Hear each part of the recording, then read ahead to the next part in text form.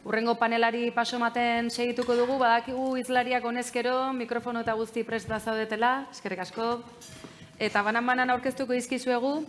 Datozela beraz, Mari Egiurain, Euroeskualdeko herritartasun proiektuaren kudeatzailea, datorrela mesedez. Kaixo. Itziar Kortes Etxabe Luiarreko, Hizkuntza eta Teknologia Unitateko koordinatzailea. Benazet Dazeas, txalo bero bat, eurei ere. Benazet Dazeas, Oksitaneraren Kongresu Iraunkorraren erakundeko zuzendaria. Kaixo, eta Alexandru Julus Jerpelea, bera ikaslea, eta hizkuntza arumanoaren itzultzaileen neuronalaren sortzaile ere bada.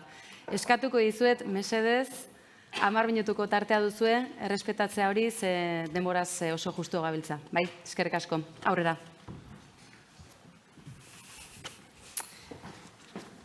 Egunon guzieri eta mila esker antolatzailei hori antolatzeagatik eta Euroeskualdea gomitatzeagatik. Niri tokatzen zait gaur hizkuntza gutxituen lankidetzari buruzko mainguruari hasiera ematea eta lankidetza delako Euroeskualdearen lan handienetariko bat untsa iduritzen zait niri tokatzea ere. Esaldi batekin hasiko dut introdukzio hori eta uste dut esaldi hortan gehiengoa ados izango dela, Europa eleanitza izango da edo ez da izango. Hau da, guk Europa, Euroeskualdean ikusten dugu eleanitza eta uste dugu eleaniztasunetik sar daitezkela gauza handi batzu. Zer da Euroeskualdea? Bezenta agian batzuek ez duzue ezagutzen. Euroeskualdea 3 lujalde dira, 3 administrazio eta 3 hizkuntza. Euroeskualdea, Akitania Berria eskualdea, Eusko Jaurlaritza eta Nafarroako gobernua biltzen dituen erakunde publikoa da, eta bere helburua lankidetza sustatzea da gai desberdinetan. Eleaniztasuna guk egunerokoan bizi dugu, bere erronkak egunerokoan biltzen ditugu ere, eta eleaniztasunari ematen diogu garrantzia biziki handia. Nola eragiten dugu guk administrazio bezala eleaniztasunean, eman nahiko nituzke irudi batzu edo ejemplu batzu, jadanik barne antolakuntzan, eta asmatu behar da guk Europarekin lotura biziki handia dugula Euroeskualde gisa, baina bereziki mugazgainiko lujaldearekin lotura biziki handia dugula. Eta beraz, gure barne antolakuntzan dena 3 hizkuntzetan egiten dugun erakundea gira.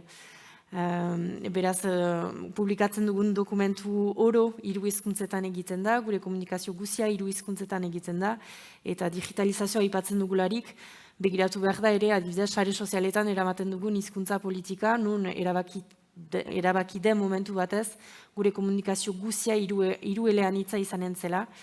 Horrek erronka desberdinak eraman ditzazke, bereziki sare sozialen munduan, nun badakigun behar dela bat-bateko zerbait, eta bat-bateko zerbait hori zaila da esplikatzea 3 hizkuntzetan, eta 3 hizkuntza horiek elgarrekin biziaraztea, baina azkenean hori da ere gure lana, 3 hizkuntza horiek elgarrekin biziaraztea, eta bidez euskara ematen dugu beti lehen hizkuntza bezala, guretzat delako ere hizkuntza amankomuna.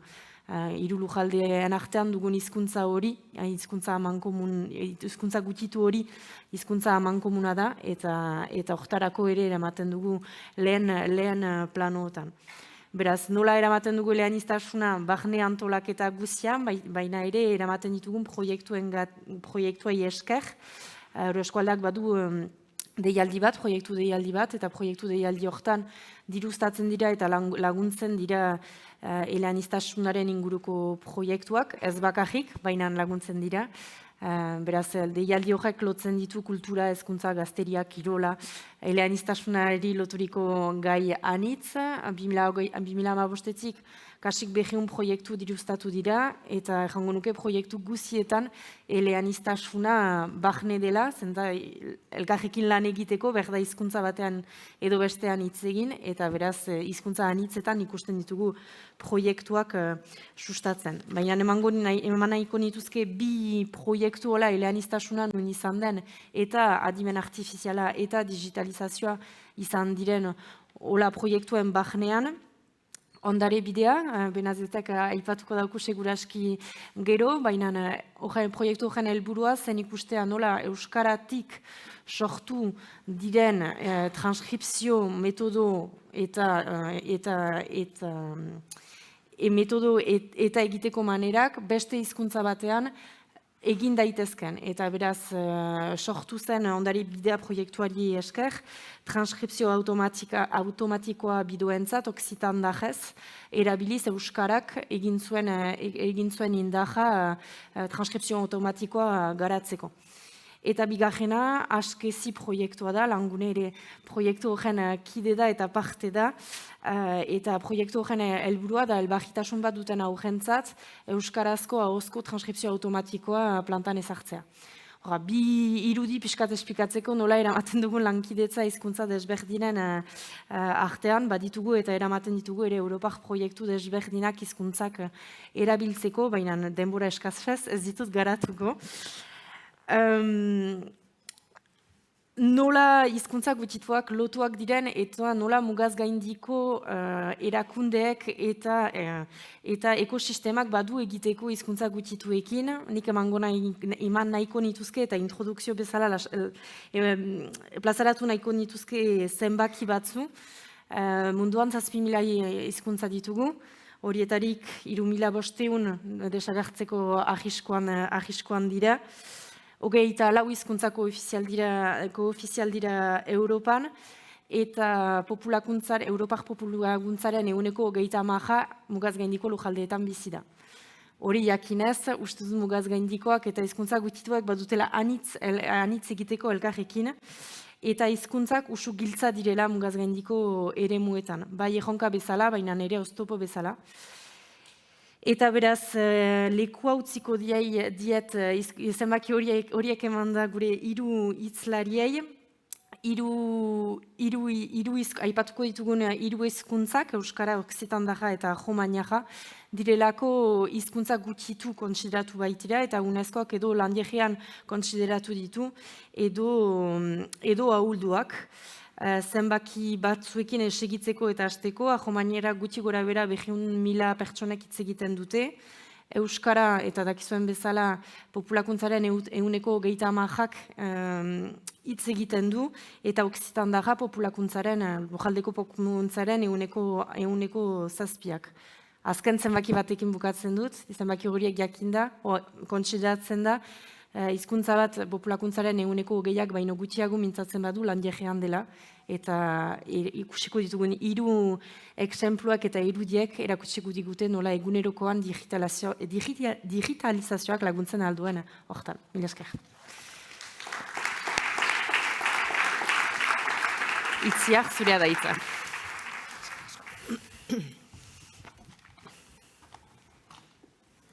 Kaixo, eta eskerrik asko gonbidapenagatik, Linguatek proiektua aurkezteko aukera emateagatik. Lankidetza proiektuen inguruan aritu da Magi, eta hori da Linguateken muina. Lankidetza proiektu bat da, hizkuntza gutxituen sustapena bere barne hartzen duena. Eta zer da proiektua? Elkarlanerako proiektua da, Pirinetako hizkuntzentzat sortutako proiektua, bertako hizkuntza gutxituen garapena sustatzeko.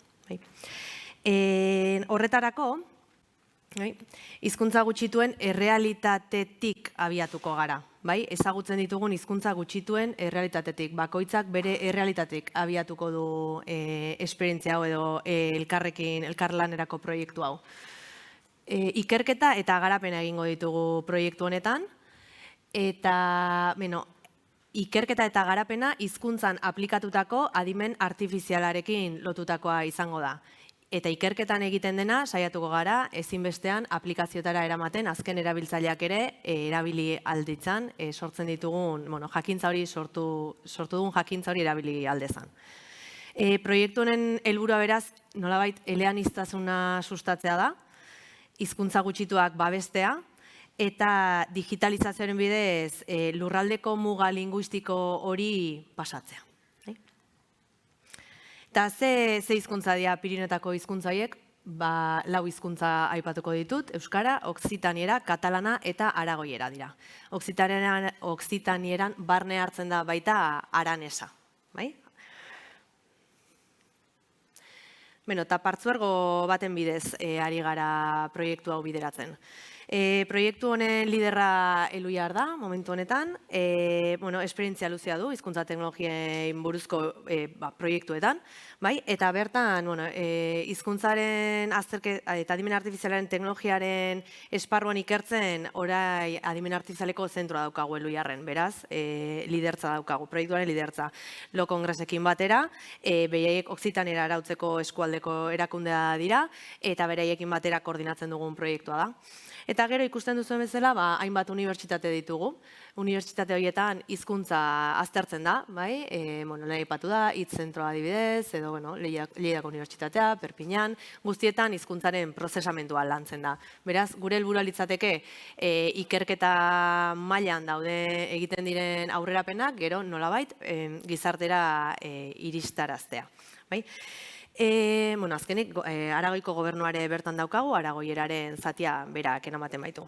Orduan, pixkat, ekarri dut, lankide batek esaten duen bezala logoen sala dau, baina kontua da, elkarlanaren garrantzia azpimarratu nahi nuela bertan, eta elkarlana beharrezkoa dela insistitu, bai?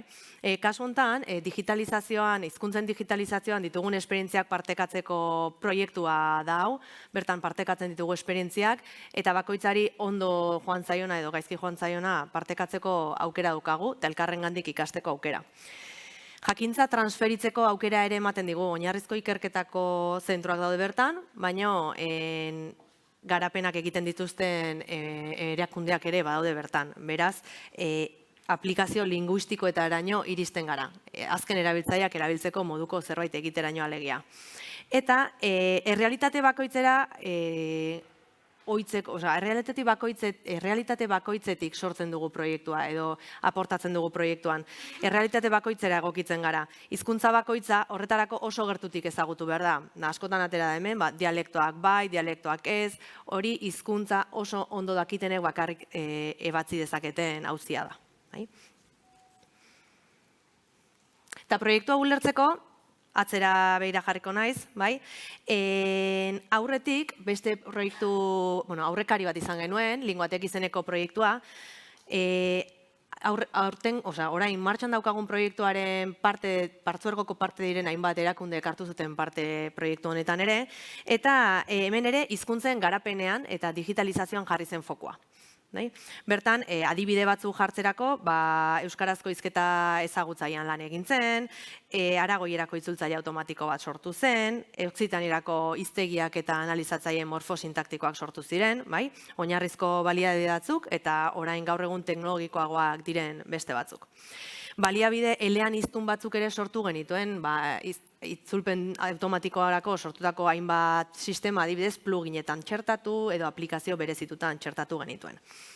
Beraz, adimen artifizialekin egin ziren ikerketak, garapenak, ahotsaren errekonozimentua, sintesia, hizkuntzaren egoera desberdina izan da ere, hainbat eta hainbat soluzio posible izan ziren. Beraz, orain Linguatek IA izeneko proiektuan lanean gabiltza, partzuergoa handitu egin dugu, eta 3 urteko proiektua da, lehenengo urtearen amaieran gaude, 2024an hasi eta 26ra bitartean izango da proiektu hau.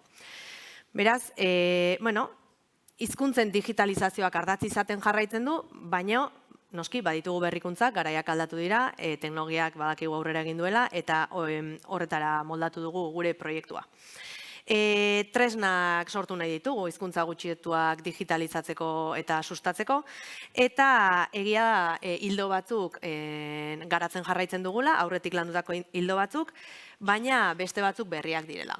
Adibidez, gu jarraituko dugu lanean oinarrizko hizkuntza baliabideak lantzen, kasuan kasu, hizkuntza bakoitzari dagokion moduan, Hainbat teknologia hobetzen jarraituko ditugu, aurretik landutako ahotsaren teknologiak, itzultzaile automatikoak garatzen jarraituko dugu, baina hainbatetan aipatu dira aurreko hitzaldietan ere, LLM-ak ditugu gaur egun, adimen artifizial generatiboa izan daitekena, eta ikerketa berriak nahi ditugu jarri proiektu honen testu inguruan, baita hizkuntza gutxiagotuek ere erabil dezaten. Itxoin barkatu,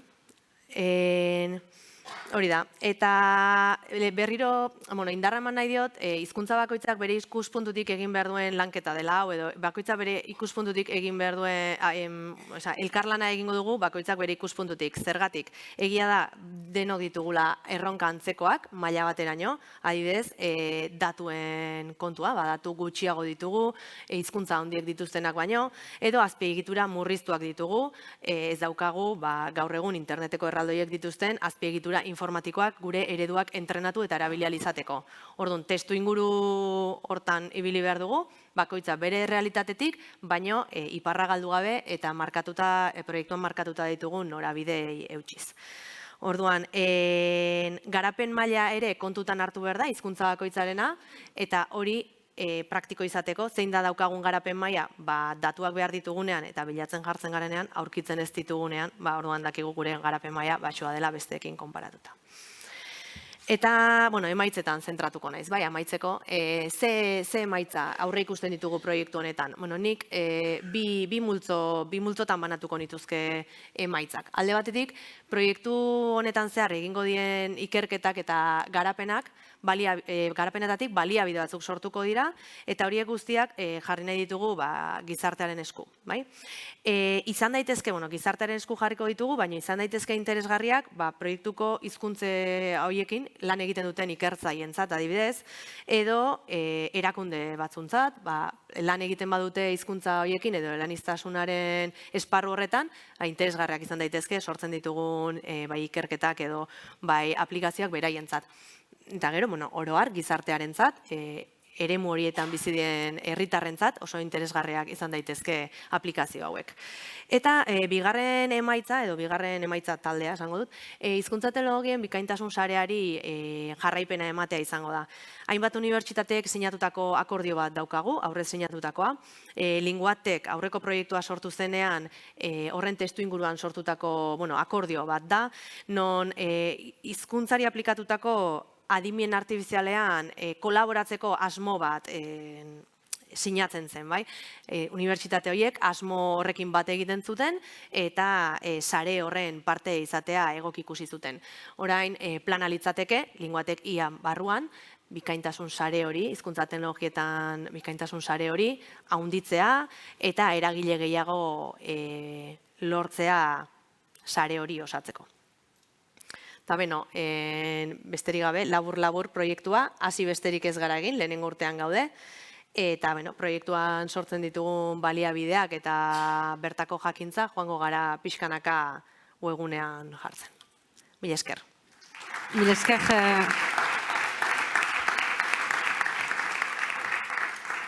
Mila eskainitz itziak, itza guztien dakot benazeti, alo Kongres de la Lengua Occitanako zuzendaria.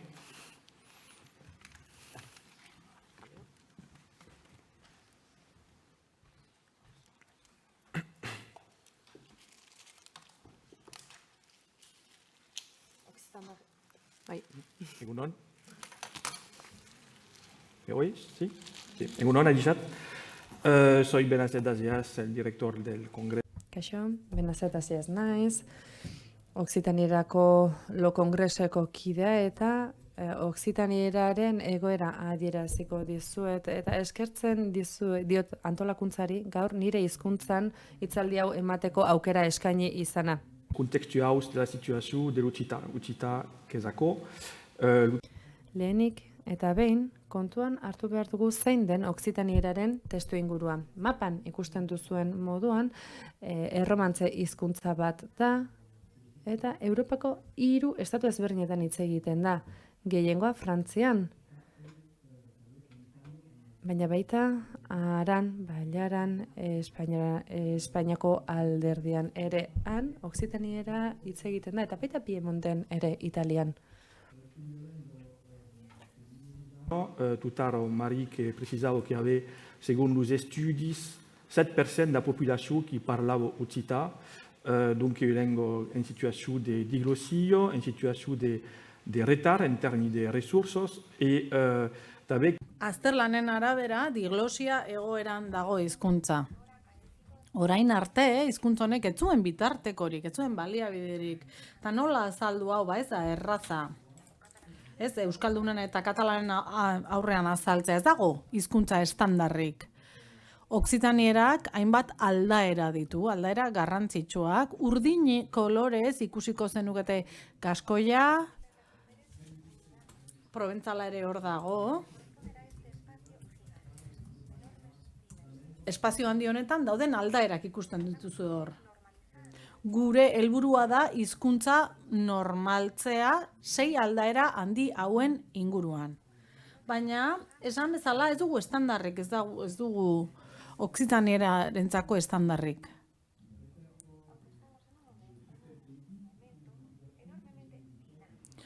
Hala ere, orain garapen unean gaude, une oso dinamiko batean eta politikariak ere alde ditugu, beraien babesa badugu.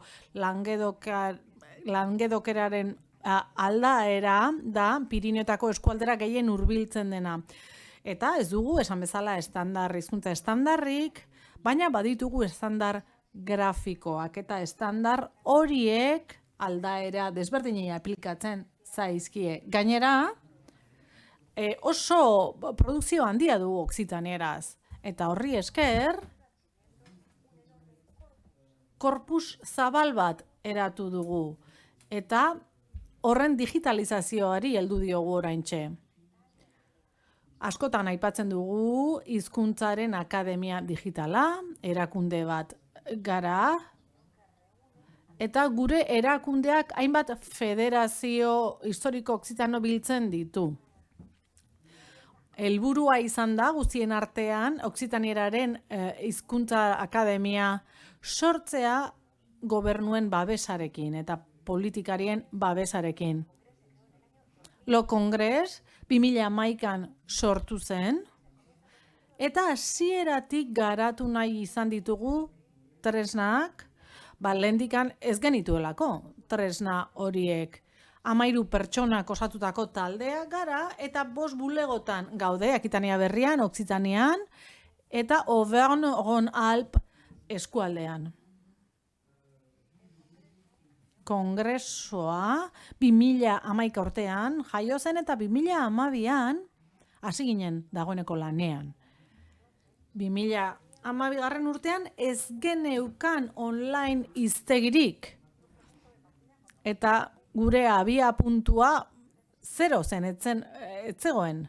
Behar genuen okzitanierako hiztegi garaikide bat, hizkuntza erabili ahal izateko. Eta hasiera izan zen Dikodok sortzea okzitanieraren online hiztegia.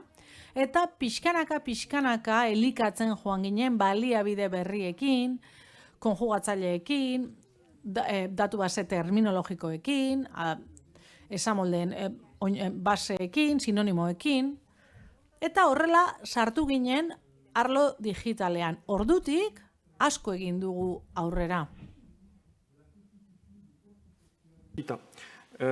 Donc avait un pla bis que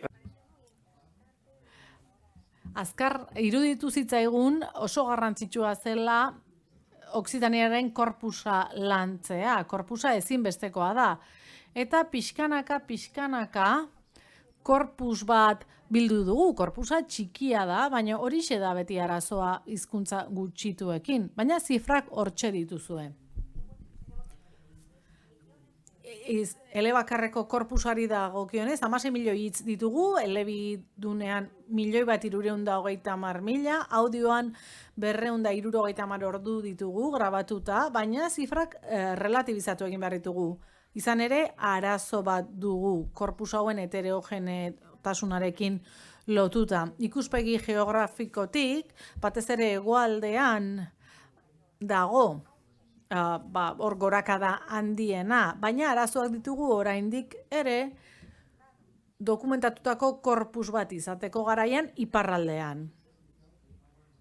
grafiei buruz hitz egin dut, eta hori bai grafia badago orokortuta, baina bigarren mundu gerraren ondoren ez genuen grafia klasiko hori, eta horregatik nahi dut azpimarratu korpusaren garrantzia. Eta noski, korpus horiek digitalizatzeak duen garrantzia ere azpimarratu nahi dut azkar hasieratik ikusi genuen korpusarekin lotutako erronkez gain irtenbide bat eman behar geniola EEI formatuari. Orduan antzematen genuen hori egin beharra zegoela, baina ez genekien nola egin. Eta hasteko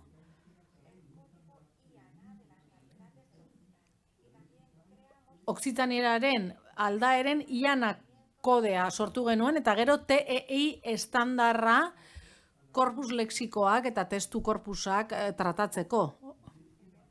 Ondoren,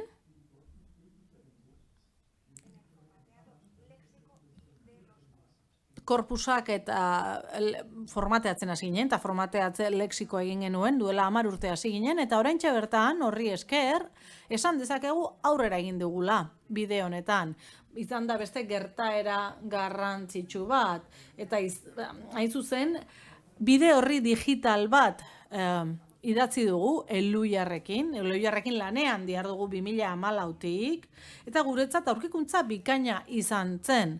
Elhuyarren onura horiek guztiak baliatu alizatea. Elhuyar gugana etorri zen eta esan zigun, bai, oso ondo, egiten ari zaretena oso ondo dago, baina ikuspegi globala izan behar duzue. Egituratua eta ondo antolatu behar duzu egiteko duzuen lana. Eta horretarako metodoak daude esan ziguten. Beraz, ikertzaile talde zabal batekin lan egiten dugu Europa mailan, hainbat enpresarekin baita ere, eta beraiek joan dira zehazten, hainbat tresna ikuspegi global bat izateko gure kongresoan, ibilbide hori idatzi ahal izan dugu, ibilbide horri digitala, beharrezko tresna horiek guztiak garatzen joan ahal izateko 2014tik 2024.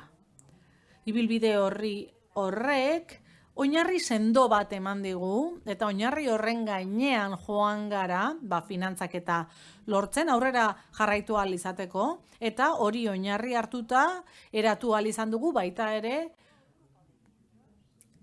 bazkide talde bat, partzuergo bat, mugaz gaindiko partzuergo bat, eta hori guztia Elhuyarren laguntzari esker.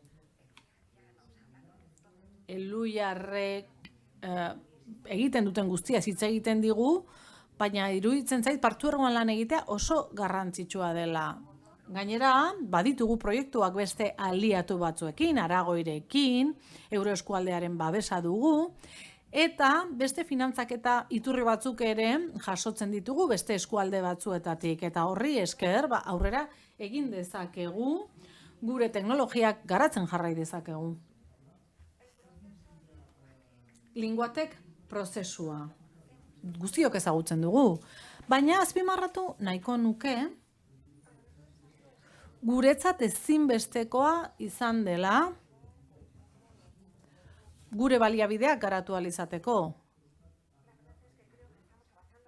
Uste dut asko ari garela aurreratzen, hizketaren sintesiari dagokionez, edo ahotsaren errekonozimenduari dagokionez, eta hori dugu oksitanierarako eta langedokerarako. Oraindik ahots errekonozimenduan lanean ari gara. Baina gaskoierarako eta langedozierarako gero eta maila eta kalitate handiagoa dugu. Eta hori, gure korpusa txikia dela, testu korpusa, pixkanaka eraikitzen joan gara, baina bai, egia esan pozik gaude. Gainera, beste tresna hau ere badugu, rebirada, itzultzaile automatikoa, eta ari esker, gaskoniera eta langedoziera frantsesarekin konektatu lotu ditzakegu, eta linguateki esker, aranesari eta katalanari ere eskaintzen ari gara baliabide hau. eta begirada jarrita dugu Google Translaten. Okzitaniera ingelesarekin lotu nahi dugu, eta zergatik ez sartu itzultzaile hori linguateken. Azkenik, guretzat oso garrantzitsua dan zerbait, la farga numerika. Okzitanierako hizkuntzaren teknologia eskainitako webgunea da, hor inventario bat dute, 11 baliabide dituzte, eta horri esker aurrera egiten jarraitu ahal izango dugu arlo honetan. Atari hau, webgune hau, ezinbestekoa da komunitatea dinamizatzeko eta proiektu berrien sorrera bultzatzeko. Eskerrik asko.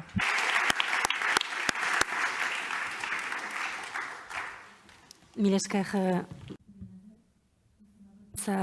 gure azken izlariari eta berak ahumenariaren inguruko itzultzaile automatikoa sortu du.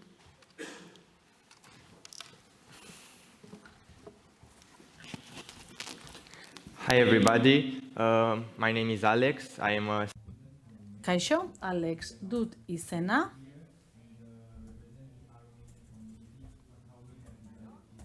Aromanierako ikaslea naiz, eta egia esan pozik nago hemen azaltzeko aukera du izango dudalako.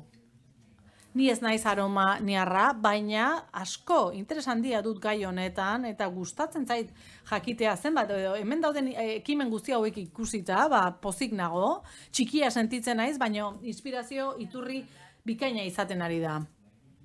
Horrela, aromanieraz hitz egin nahiko nuke.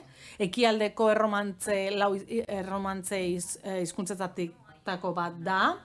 Bigarrena hiztun kopuruari dagokienez, baina ez dakigu benetan zenbat hiztun dauden. Eta hori muga bat da, hizkuntzaren tamaina edo jakiteko garaian.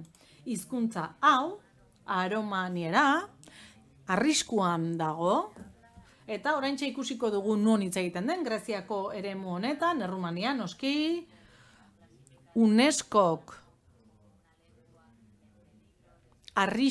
desagertzeko arrisku handian dagoen hizkuntza izendatu du. The reasons are both economical.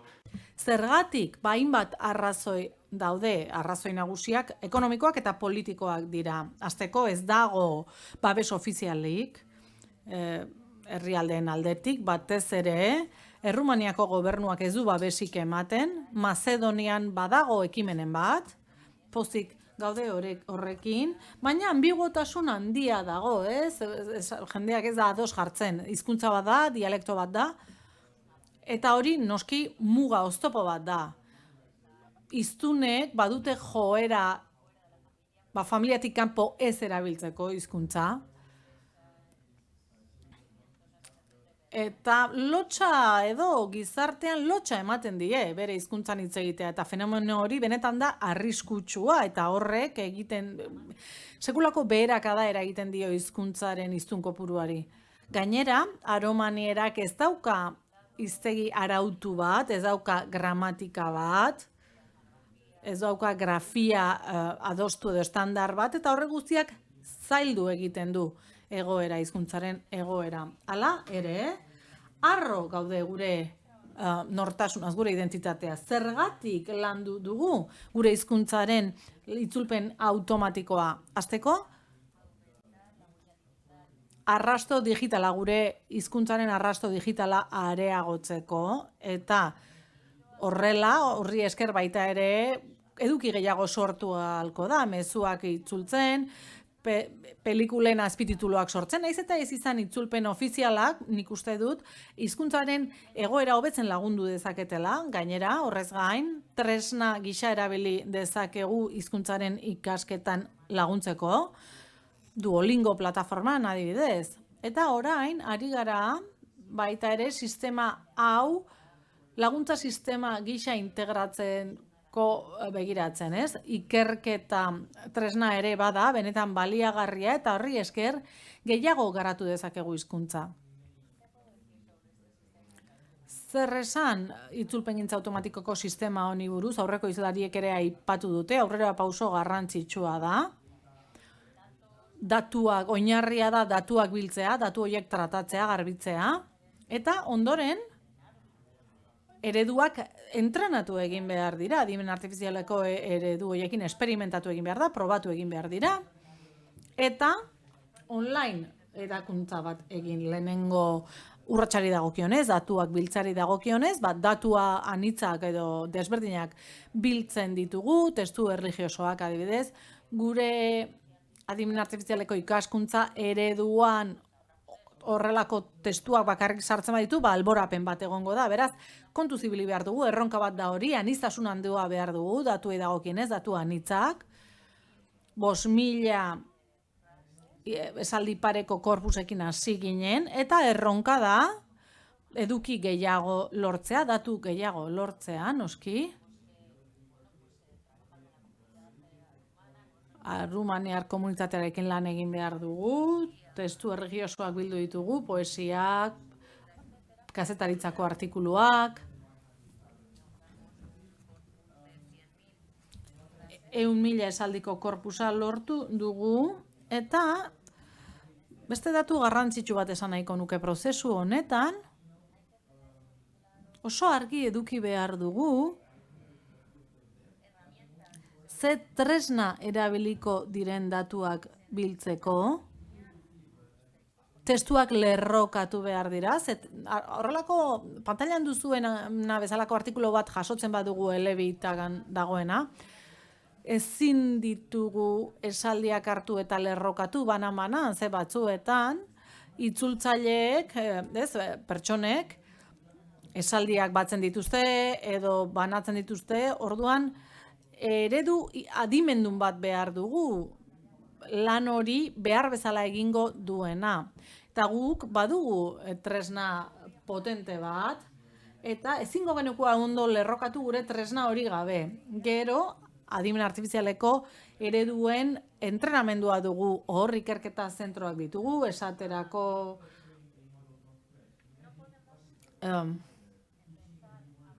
ezin dugu lan hori hutsetik hasi. Zaila litzateke hutsetik hastea. Hainbat esperimentu egiten ditugu, hainbat eredu probatzen ditugu, ikusteko zein aukeratu nahi dugun. Eta NLLB ereduera aukeratu genuen, meta airena, no language left behind, esan nahi du. Eredu honek 200 hizkuntza baino gehiago ezagutzen ditu, nahiko erraza zirudien. Eta aukera ematen zigun, errumaniera, greziera, grekoa lotzeko, arumaniaren bitartez. Eredua txikia da, entrenatzen ari garen eredu hau txikia da, baina hala ere zaila da eguneko 24 orduetan, asteko 7 egunetan funtzionen izan lortzea.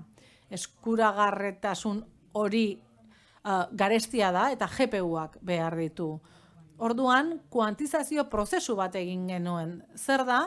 Ereduaren kalitatea txikitzea, egia esan, ez da onena, baina horrek aukera eman zigun kostuak merketzeko.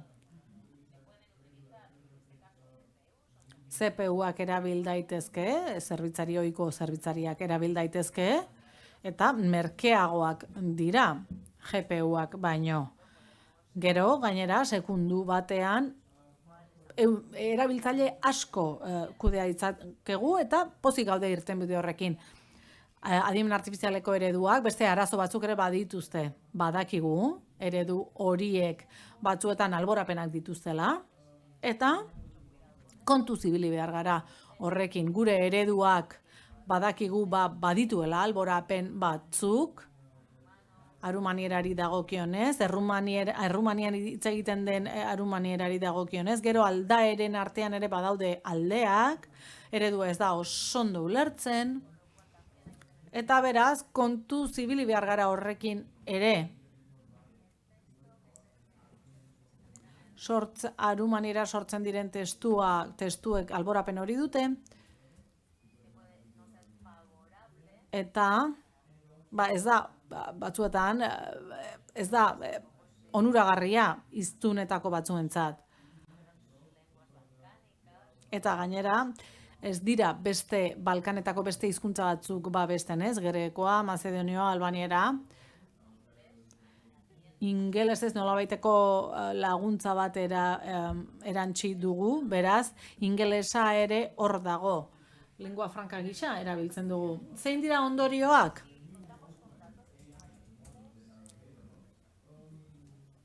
Datuak izanez gero, entrenamendua eta zabalkundea nahiko merke egin daiteke, datuak badaude, esan bezala.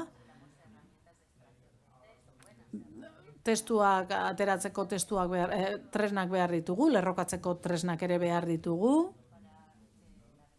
Hori oso erabilgarria da datu bilketa eraginkorra izan dadin. Beraz, prozesuaren fase hori asko errazten da. Guk guztia argitaratu dugu, noski, guztia dago eskuragarri. Eta argitaratzea esan bezala oso garrantzitsua da, eta horretarako algoritmo egokiak behar ditugu, datuak eskuragarri daude, eta espero dugu beste ikertzaile batzuek erabili ahalko dituztela, nola ez? Eta agian, enpresa handiek ere, Googleek edo DeepLek ere, erabakiko dute noizbait, gure datuak erabiltzea, itzulpengintza automatikoko erreminta hobeak sortzeko gure algoritmoak argitaratuta daude, eskuragarri daude, eta kongreso honetan egon nahi dugu, espero dugu onartuko gaituzela, hau naiz ni, hauek dira nire datuak, eta besterik gabe eskerrik asko zuen arretagatik, eta eskerrik asko, eskerrak baita ere eman nahi dizkiot Bukaresteko unibertsitateari. Haiekin lan egin dut, eta nola ez, Errumanierako komunitateari laguntza bikaina eskaini baiti date, asko lagundu didate proiekturako datuak biltzen. Eskerrik asko.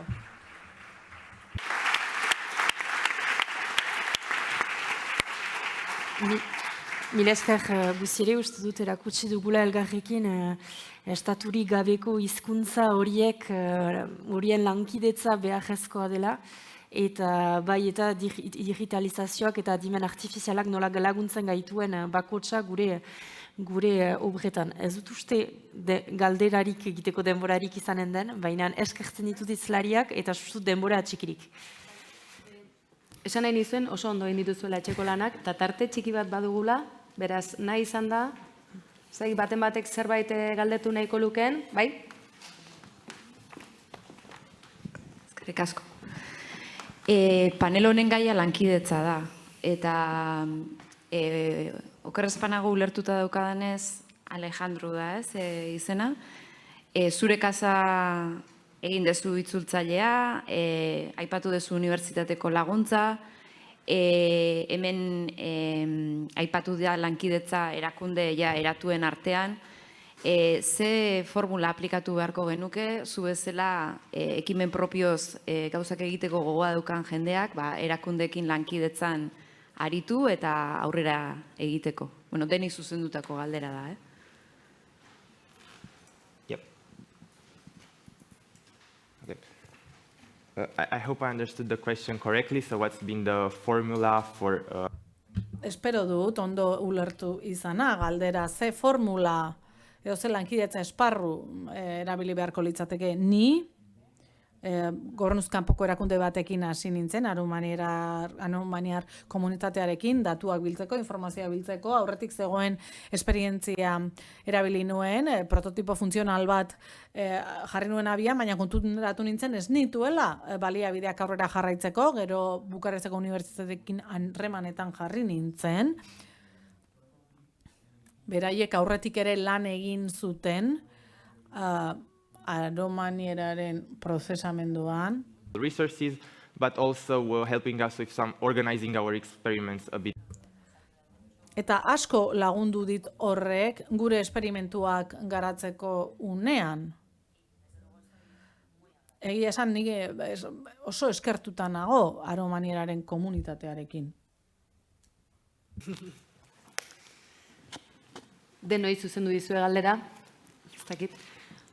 Uste dut lankidetza sustatzen duen erakunde bezala, Euroskoldak ere hartzen dituela iniziatiba horiek bere gain eta saiatzen gira gure ainean laguntzan, aipatu dut deialdia eta gure egunerokotasun lanean saiatzen gira ere hizkuntza gutxituen digitalizazioa laguntzan, bai eramaten dugun ekintzetatik, bai dirustatzen ditugun proiektuetatik, eta bai ere Europa mailan ditugun lotura horiek garatuz beste hizkuntza eta beste mugaz gaindiko erakundeekin.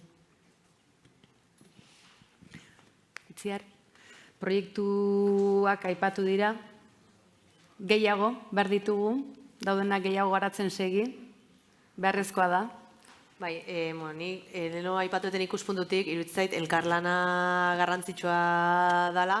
Egia da, justu pertsona batek elkarlanerako bide irekin nahi dunean, ez dakit oso ondo zein dan formula, baina igual euro asko aldekoa izan daitekela.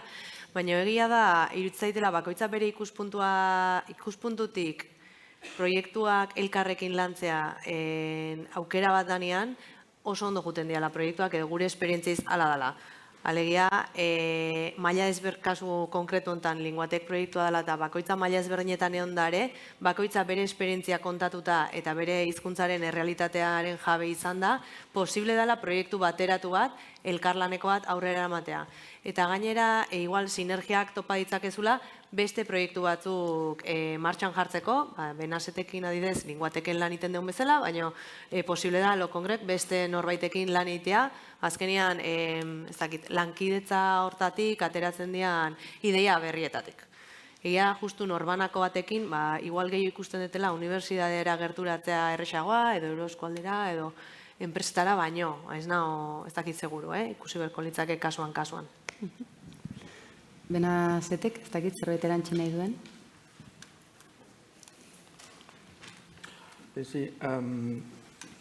Sí, trataré.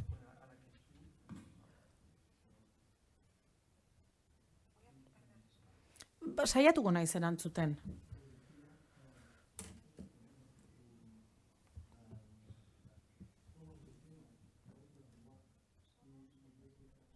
Bizi laguna edo alboan bizi gara, ez? Gure herrialdeak ondoan daude,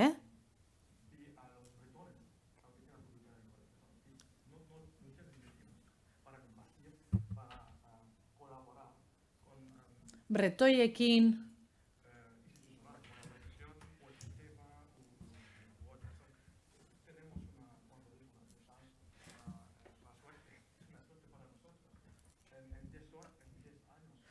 guretzat sortea da, ez? 10 urteetan lortu ditugu.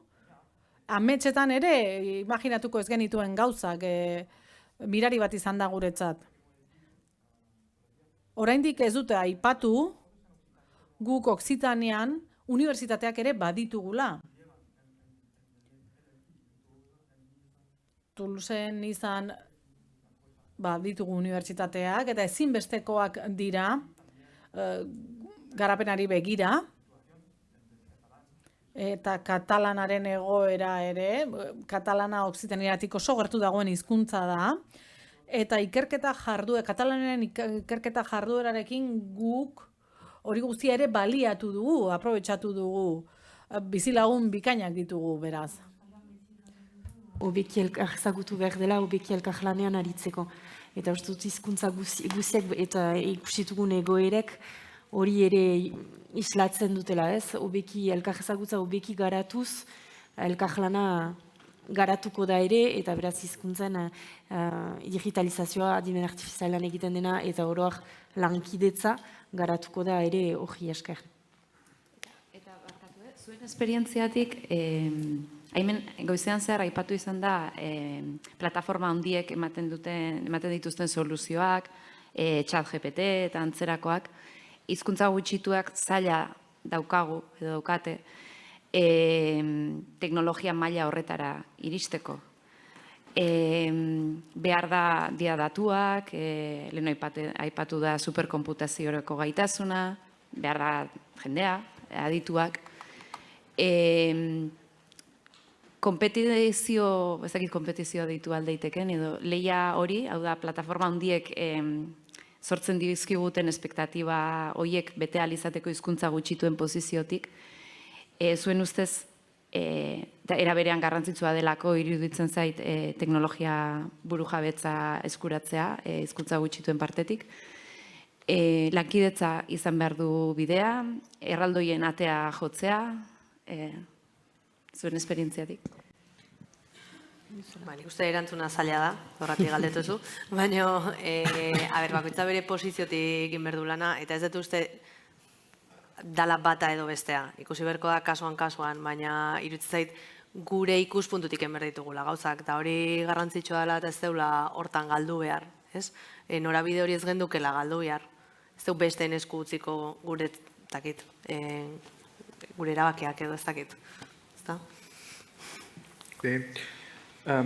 Es el problema de los datos, es el problema. Nosotros... Horixe datuen arazoa.